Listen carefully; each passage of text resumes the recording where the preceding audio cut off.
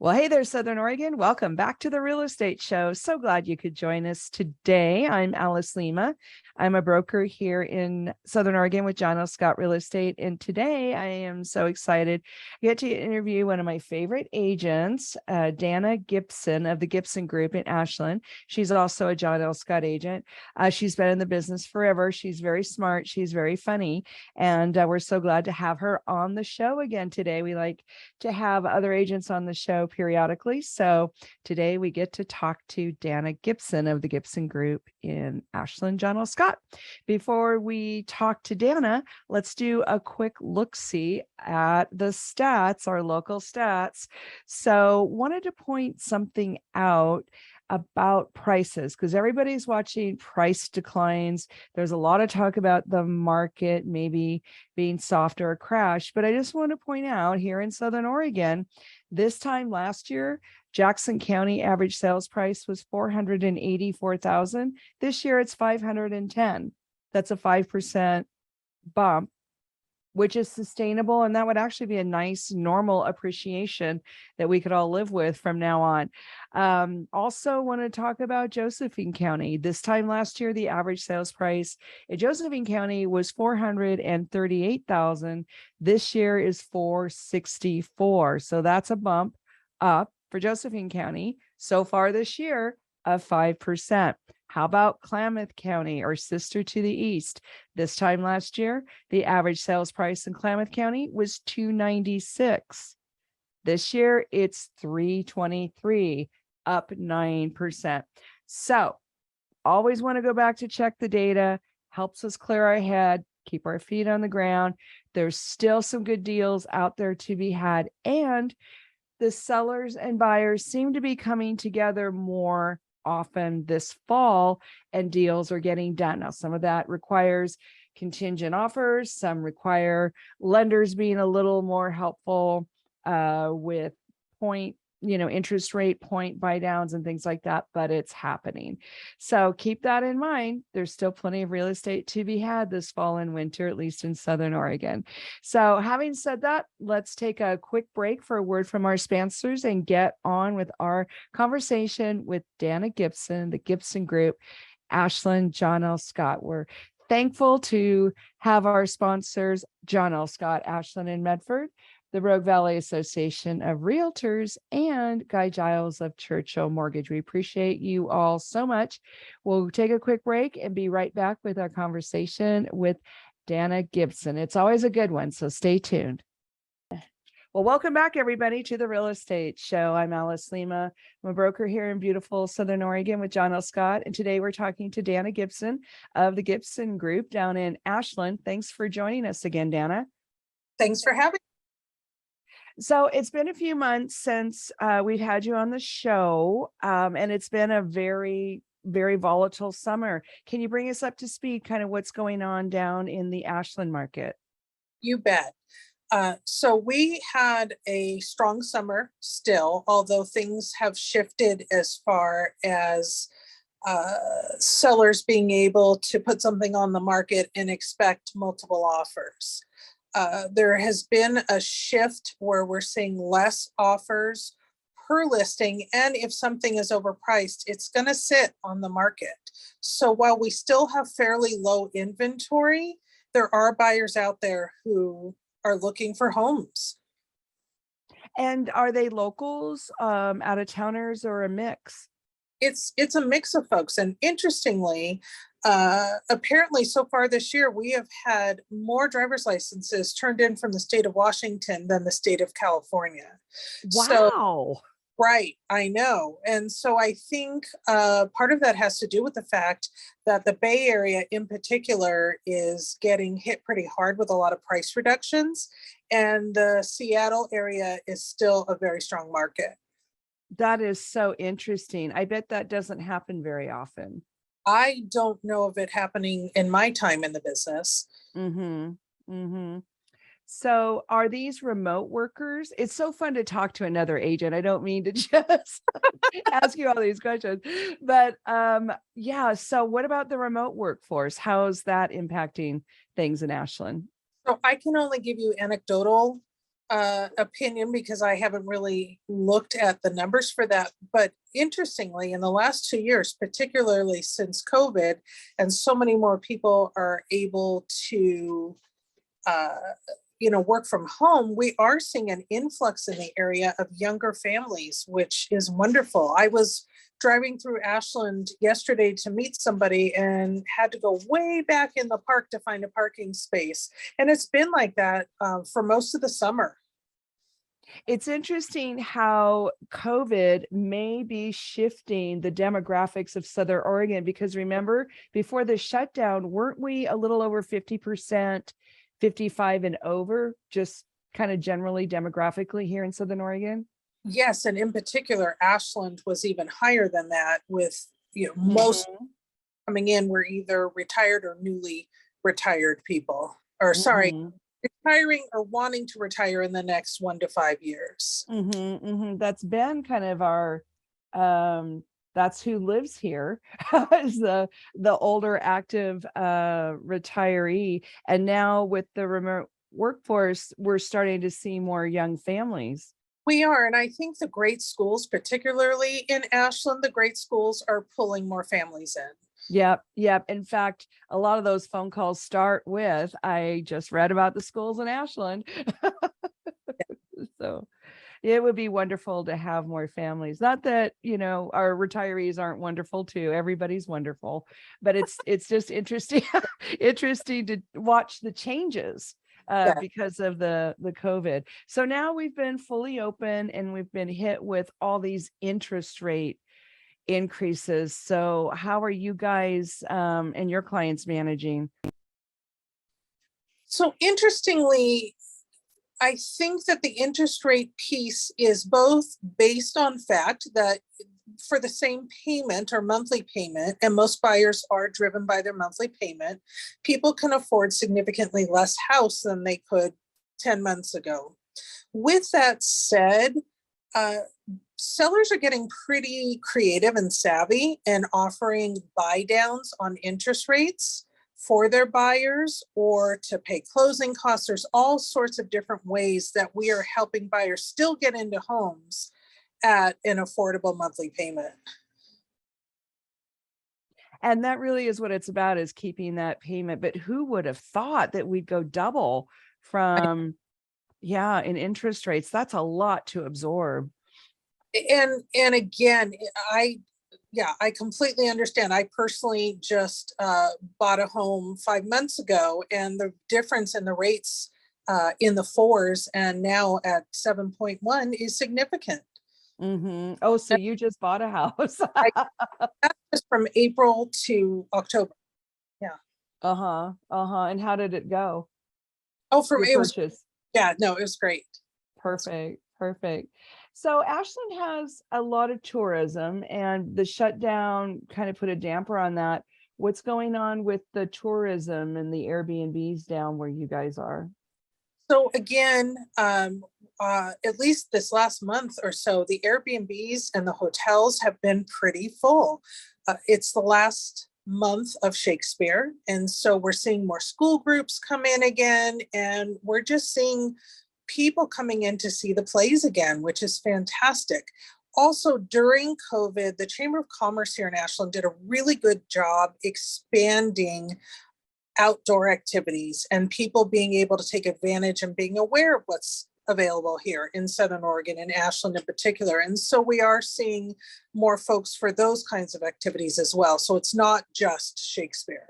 Well, that's brilliant of the Chamber of Commerce to do that. Yes. Yeah, good for them. Very creative. And that's kind of the story of the post-COVID, is who could be creative, kind of like what you're talking about with the sellers being creative now, helping buyers still get into houses.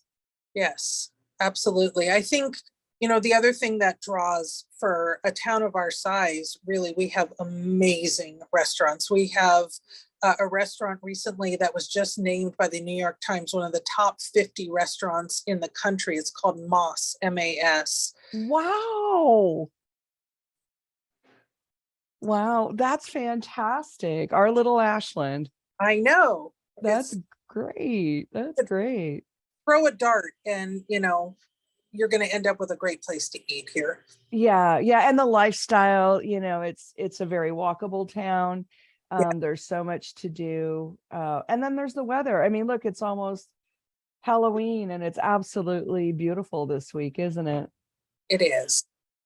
So how are your lenders responding to the increases in interest rates? Have they been able to help buyers get into houses?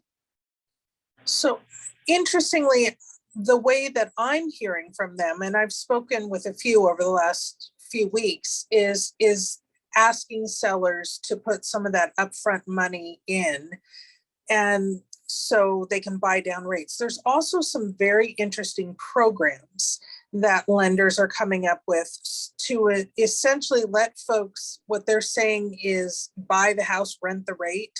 So get a rate for a year, 2 years, 3 years until things settle down a little bit more and they can refinance. And so offer different kinds of programs, and obviously it will depend upon the individual person as to what that looks like.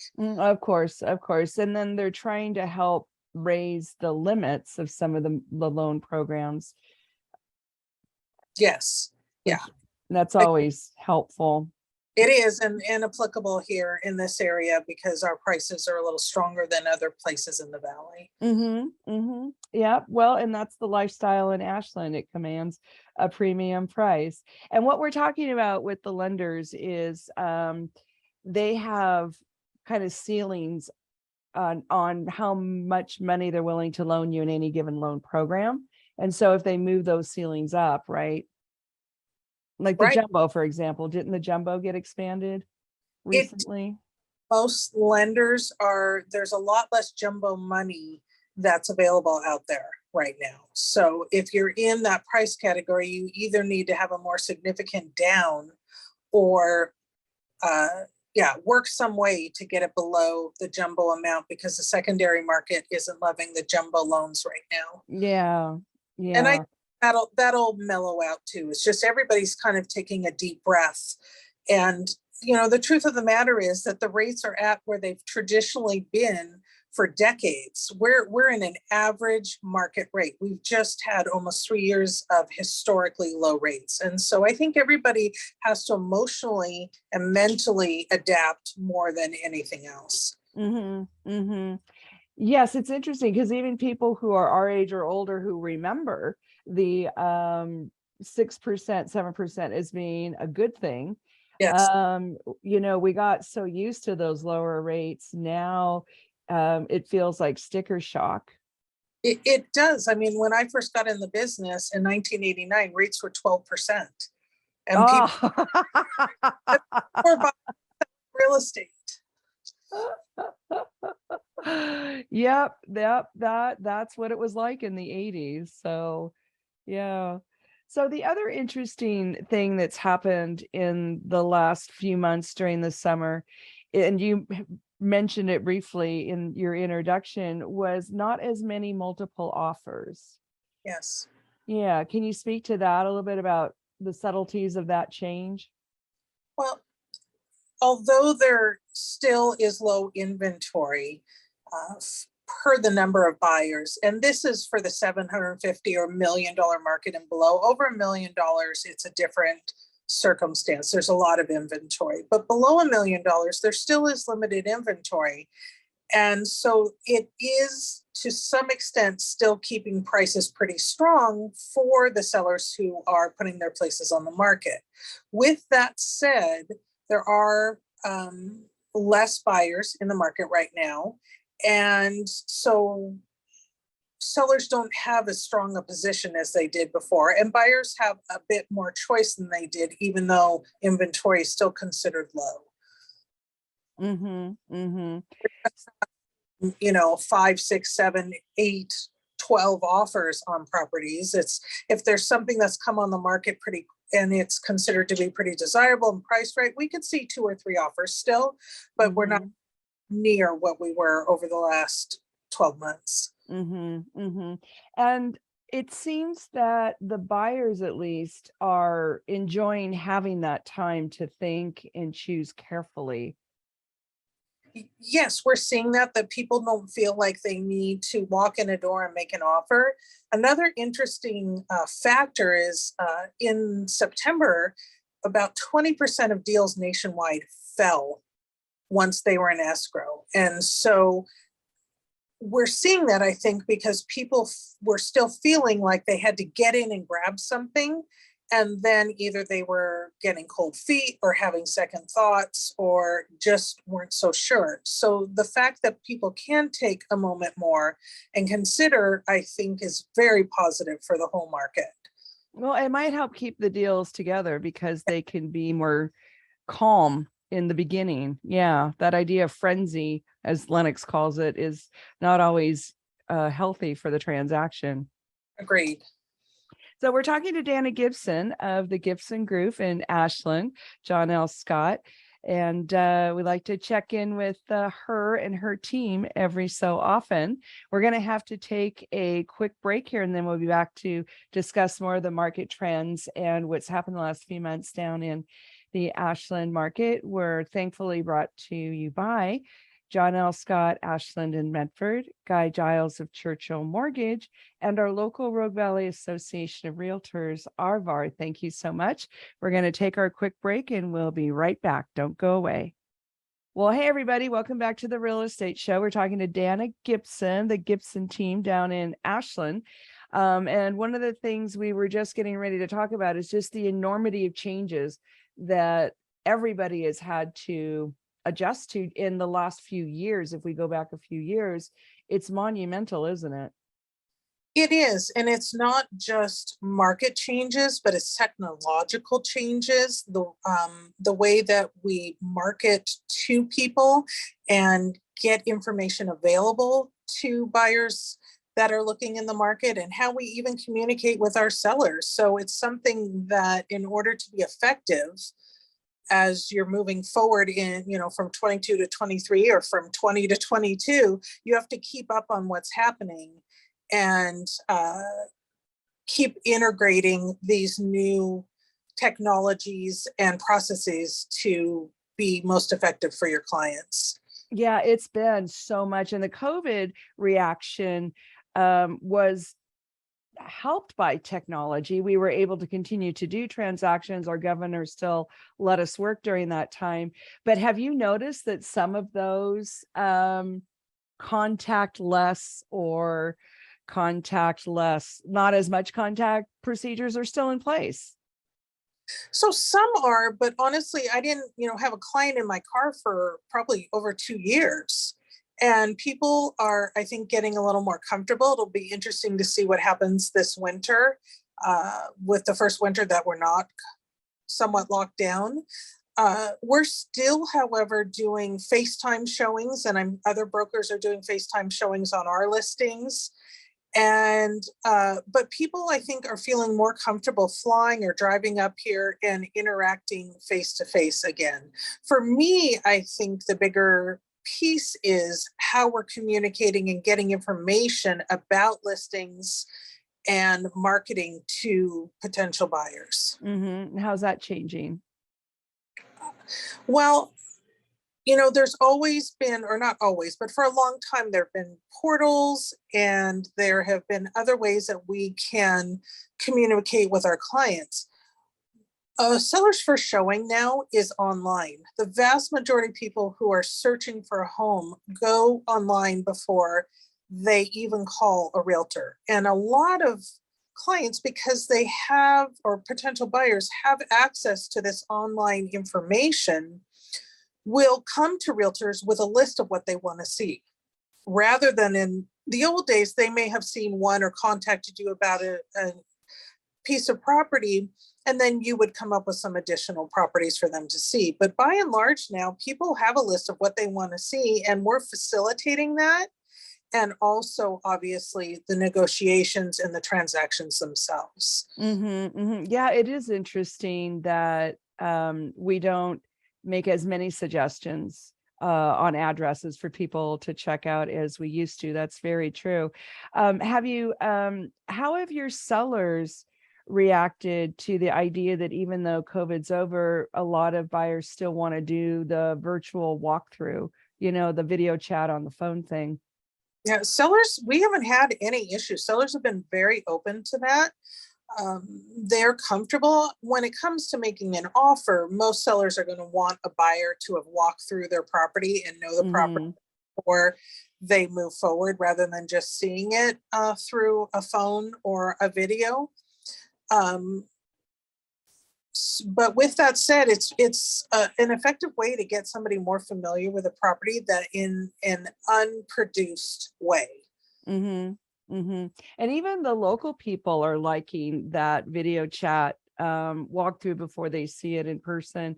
So it's just kind of interesting what we all latched onto as technological help that's still in place. Have you had anybody at the title company do a instead of having you come in person, they're doing a Zoom signing with a notary? Yes. Yeah.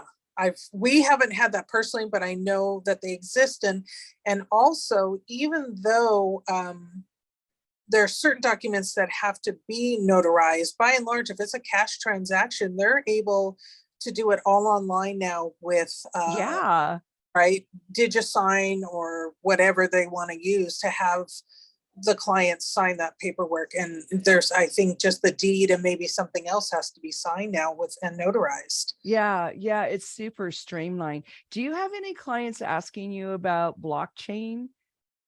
I haven't.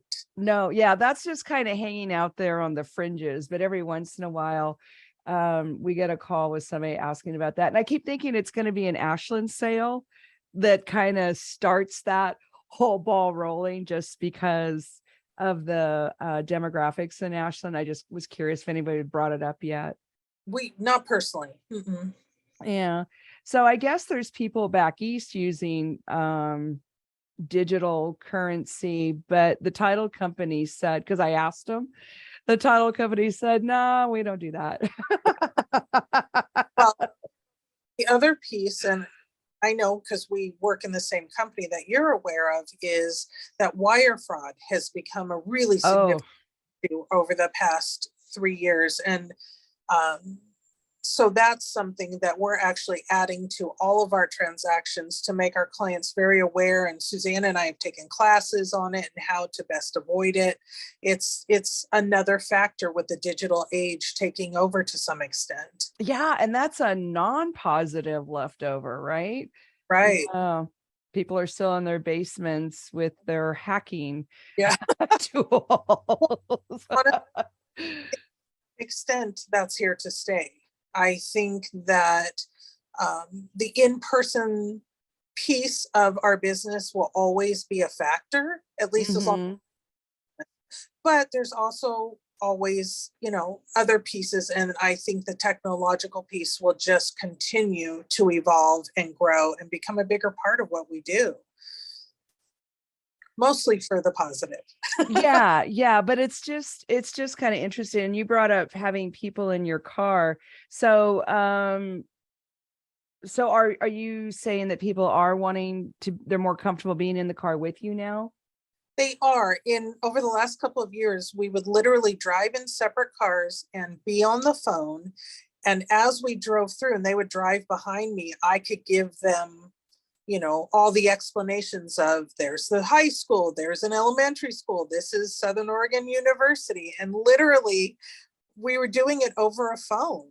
And while you were driving around in separate cars? While we were driving in separate cars. And yes, it was helpful, but it's not the same dynamic as being in the same space together and feeling somebody's energy and understanding what it is they're needing in the moment. Yeah. Wow. It is so interesting. So the other thing we were wondering is, as we're winding down this really kind of strange summer and going into the fall and winter market, what do you see happening in your area housing wise?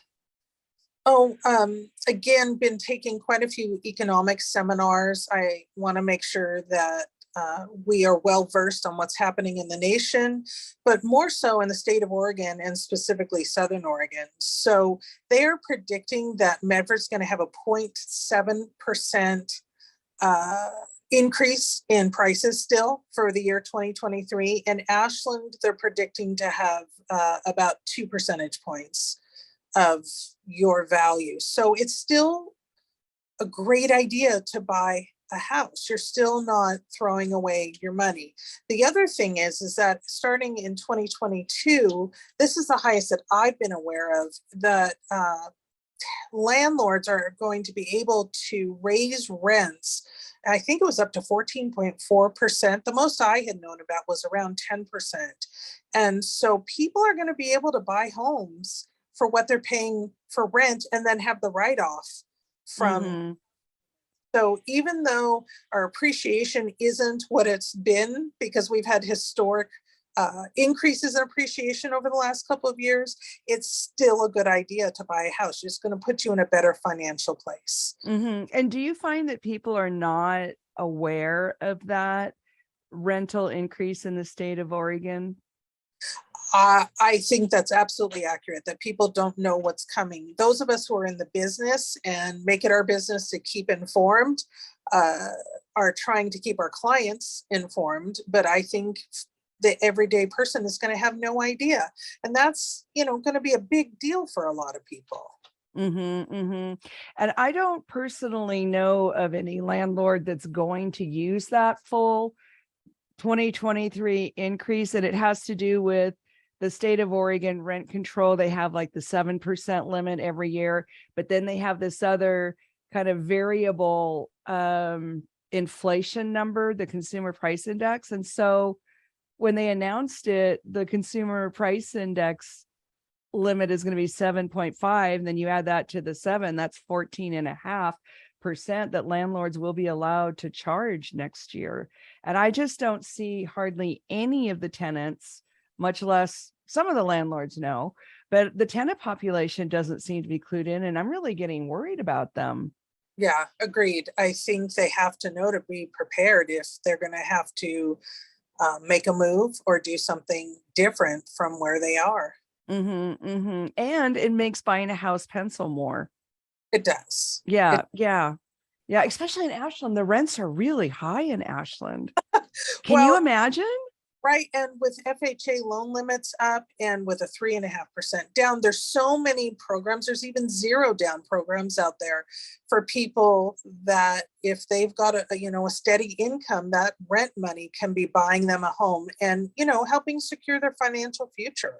So the 0% down are you talking about the VA or the USDA? They're yes, those programs. And they're that qualify for those programs as well. Isn't that amazing that Ashland qualifies for 0% down? Because of its location. Is that right? Yeah. The USDA has like a proximity map to an urban area, so they consider Ashland far away. Is that right? Absolutely. And, renters are obviously going to be affected by the increase in rates, because if new landlords are getting into the market, they're going to have to ask more in rent to cover their mortgage. That's true. Yeah, I didn't think about that. So what you just said was very poignant. Landlords new to the landlord business or buying more properties are paying higher interest rate. They're going to need more rent from their tenants, aren't they? They are. Yeah. How are you've got a lot of hotels and big multifamily Airbnb type properties along the strip in Ashland. Have those been still selling? Vacation rentals, multifamily? Yes, there's still people, so many people, and I don't have a percentage, but so many people that come into the Ashland market want to have a primary home and some sort of income element. Well, and that's just smart anyway, isn't it? Right.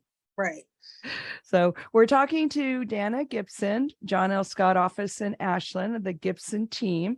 We're going to be back to you in just a quick minute. This broadcast is going to be repeated tomorrow, Sunday at 6 p.m. In the meantime, I want to say a quick thanks to John L. Scott, Ashland and Medford, Guy Giles, Churchill Mortgage, and our local Rogue Valley Association of Realtors. We're going to be right back with Danna in 2 seconds. Don't go away. Well, hey, Southern Oregon, welcome back to the Real Estate Show. Danna Gibson of the Gibson Group down in Ashland is joining us today. We were talking about the potential impact of the rent increase rules for Oregon and a little bit of concern we both have for the tenant population. Indeed, I think between commercial loans or residential investment loans, perhaps being shorter term and landlords having to refinance at different rates, and just the other factors that we discussed, that it's going to be a factor moving forward. And again, I think a lot of these folks who are paying a certain amount of rent, it's worth their time to contact a realtor or their local lender to talk to them and see what their possibilities are. So even if they're not ready right now, these lenders are really great at helping people repair credit, tell them the best way to prepare to get into the market and start buying real estate. Yeah, that's good advice. Yeah, just because you're not ready to go write an offer today doesn't mean you can't start getting your ducks in a row. That's what smart consumers do. Honestly, some of these folks, it could be a month or to pay off a couple of credit cards or things that it can happen much faster, I think, than people have in mind to be able to get a loan and buy a house. Mm-hmm. And if you are renting, we all strongly urge you to look into that process. Just faced with these possible rent increases of up to 14.5%. Yeah. Can't make this stuff up. Indeed. So we haven't talked much about the luxury market. Let's talk about that, because that's on a completely different process right now. It is. And so for the last 2.5 years, we have seen the strongest luxury market that we have seen in all of my years doing in this business. So we at sometimes we're seeing maybe 2.5, 3 months inventory of over $1 billion in the Rogue Valley. With that said, over the past 4 or 5 months, I think a lot of folks in the luxury market have decided to test the market. And so we have a lot more inventory than we did. And so in Ashland, there are a lot of homes up to 18 months of inventory, and Jackson County as a whole, 36 months of inventory in the 3 years over the $1 million market. Wow. So here's where the positive change is for the people who are looking in and own luxury properties in Southern Oregon. And that is, we are seeing there have been many sales, including recently over $2+ million. And so whereas in the past, if we saw $2 million sales, even in Jackson County, it was a ranch or some sort of income producing property. And now it's more of the norm. So people can comfortably invest in a property like that and not be afraid that they're going to get hammered if they go to sell it when they go to sell it, because it's more normal. It is more normal, and we're seeing more of those properties come available and sell. And it's the same as the other under $1 million market in that it's about value. And if people see the value there, they're still going to purchase. Mm-hmm. The other piece is that we have a couple of listings. One is 2 million and the other is 4.95 million. And we're seeing cash buyers. The vast majority of folks who are looking at these That's awesome. Are cash buyers. So it's interesting to me that with the rates going up, people who do have the cash to move forward are choosing to just do that rather than than get a loan with a low rate. Mm-hmm. Interesting. And so I wonder, and maybe you can speak to this, are some of those luxury buyers selling another asset and that's why they have cash, or they're just liquid? The majority we have seen are liquid. There have been a couple of folks who've had the ability to purchase but want to sell a house first. Mm-hmm. And one that I'm aware of that we just showed this week, one of our higher end listings that would need to sell their property in order to buy. But Mm-hmm. that was the first one that I've come across since summer that needed to sell to buy. Well, that is so interesting. So then the next question is, are these folks coming from out of the area? I'm assuming, but maybe not. And then also, how are they picking Ashland, Southern Oregon? So how are they choosing us? We have local buyers in that market, and there's a significant number of those buyers that are local that are in that market. However, the majority are still coming out of either California or Washington State. That with. Yeah. Interesting. And they're choosing Southern Oregon for our weather, for the fact that, you know, we have a university here.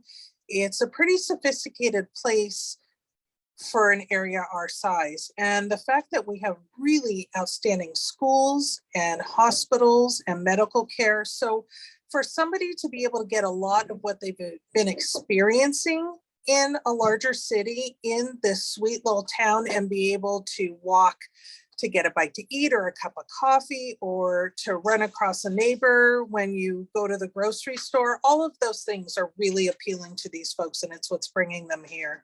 And it's such a beautiful place. I was on the plaza this morning after an appointment, and there's just no place like it. And we love all of Southern Oregon, but I think Ashland has a special place in our heart, just because it's so charming.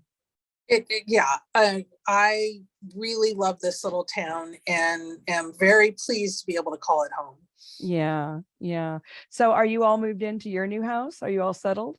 Mostly. It took me 5 months to get my bookcases, but they went in this week. Still supply chain issues. Oh, wow. Yeah, that's still a thing. And, you know, remodeling is kind of popular in Ashland.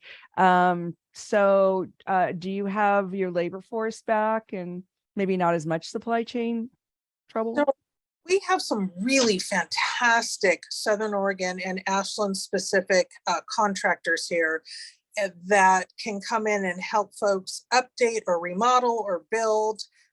And there are people who've been doing this a long time and know how to interact with the city. And so, yes, we still have really great people to help folks with those kinds of projects. Oh, that's great. Because sometimes having a house that's 75% of what you want and then just changing a little something is better than waiting. Agreed. Yeah. COVID also has really opened up people's eyes to those kinds of changes and compromises. Mm-hmm. Well, here we are, post-COVID. Some things are different, some things are the same. Yes, agreed. And I think overall, it's for the better. Well, Danna, you want to give your cell phone real quick, and thank you again for being on the show. How do people get a hold of you? Sure, you can reach me at 541-890-4140. Well, thank you again so much for your time. It's always great to see you. Wealth of information. Danna Gibson, Gibson Group, Ashland, John L. Scott. Have a beautiful weekend, everybody. We'll see you next time. Bye now.